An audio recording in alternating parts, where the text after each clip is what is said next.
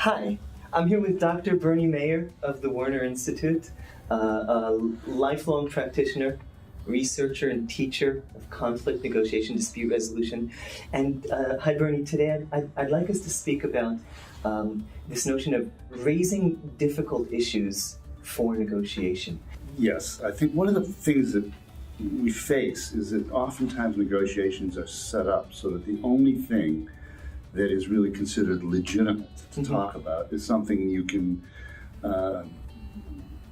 do something about behavior. Yeah. In other words, I can get some money from you, Yeah. or you can agree to give me a promotion or a time off for vacation or whatever. And oftentimes, therefore, we feel that's the only thing legitimate to raise. Right. But in many circumstances, what we're really dealing with is much more sticky than that. So often, for example, in grievances, people will raise the issue that is about whether the contract was followed or not. Yeah. But they won't necessarily feel comfortable raising the issue about the fact that somebody's treating them badly, Right. or is mean to them, or is excluding them, or is just making them feel unwelcome or unwanted. And if you add gender and racial dynamics to this, it even becomes much more complicated that way. And so that would be an example of how important it is sometimes to raise the issue that is not kind of normal or accepted as part of the normal negotiation. And yet those are often what the issue is really about. And another way in which this sometimes happens is that there's an easier issue to raise because it doesn't seem to say you did anything wrong. We just have or I'm not attacking you as a person. Yeah. And a more difficult one to raise, such as competence or honesty. I remember having to raise an issue with somebody when I suspected they had stolen some money from an organization I was connected with. Boy, that was hard. I couldn't prove it, but I was damn sure I was right. Yeah. And so that was a really difficult one to do. And another thing I think that sometimes happens, we do something that's sometimes referred to as gunny sacking, which is to say we don't want to raise an issue until we are absolutely 100% sure we can prove it, and we have it beyond a shadow of a doubt, and we know exactly what the solution would be. And so by the time we raise it, it's a lot worse than if we had raised it earlier in conditions of more uncertainty. Right, because now there's not going to be a negotiation. We've moved so far beyond that stage now. Right. So what are some things we might do, again, not looking at this from the point of view of a third party, but as someone in negotiation who is facing one of these sticky points? How do we raise the unspeakable or the vague? Well, first of all, we have to think it's legitimate for us to do that. In some ways, our biggest obstacle is that we think, unless we know the solution, we shouldn't raise the issue. Right. Unless we have proof, we shouldn't raise it. So we have to start by assuming, even if we're not sure how to do it, we have to start out by assuming at least it's legitimate to do it. Yeah. And I think, in a way, it's best to raise issues where we can accept uncertainty. And where we can accept that maybe we don't know the whole story, because we never do. Yeah. That there are other points of view that are legitimate, that we have a right to raise our issue, a right to our concerns and our feelings and our beliefs, but so do the other people.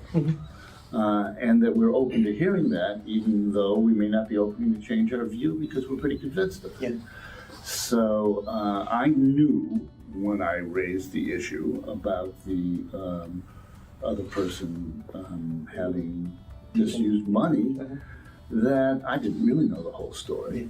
And that I was going to get a lot of defensive nonsense back, frankly, and I did. I had somebody else in the room with me, that was important. But I didn't back off. I said, well, I'm still concerned about this. And I don't know what else to tell you, but I'm not convinced, I'm still concerned. It really seems very likely that this is what happened. I don't want to accuse you of something that didn't do, but this is how the situation looks like to me.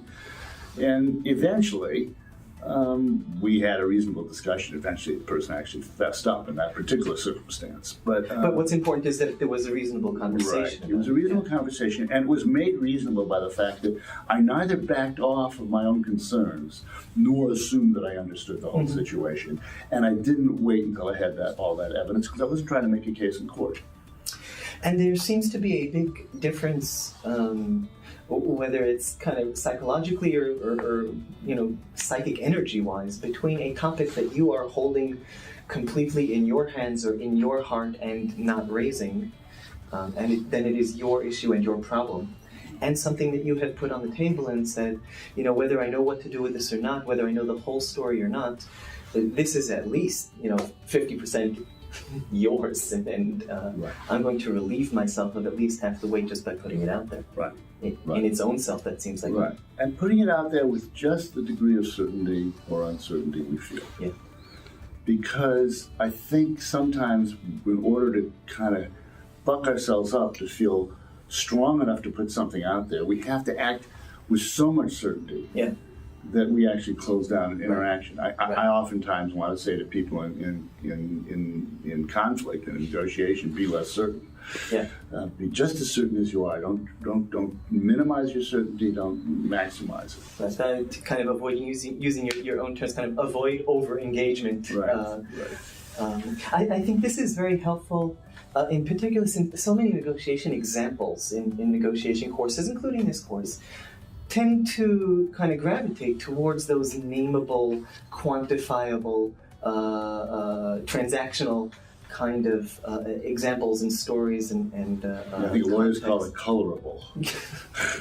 Yeah, and as we promised our students in the course description, and as I really believe, what we're learning here is applicable to so many different relationships, and in those different relationships, things are never colored in. And things are rarely, we're here to talk about this, and there's an agenda on the door as you walk in. Right. So I think this is a great topic to raise. Right. Let me just maybe say one other thing, too. I think we err more often by not raising issues that could be constructively aired. However, we all have to choose, and they're all issues we choose to avoid. And that's a legitimate choice, too. So you're saying, in the end, we still need to make wise decisions about what we decide to raise, and the fact that we have an issue and could raise it is not in itself it's a fact that a reason to put it on the table. Just because we could raise it doesn't mean we should raise it. And in a negotiation, sometimes when we find ourselves in finally a discussion about issues we're concerned about, we sometimes think that's the opportunity to raise everything we're concerned about. And that's often dilutes the purpose of what we're there for. Yeah.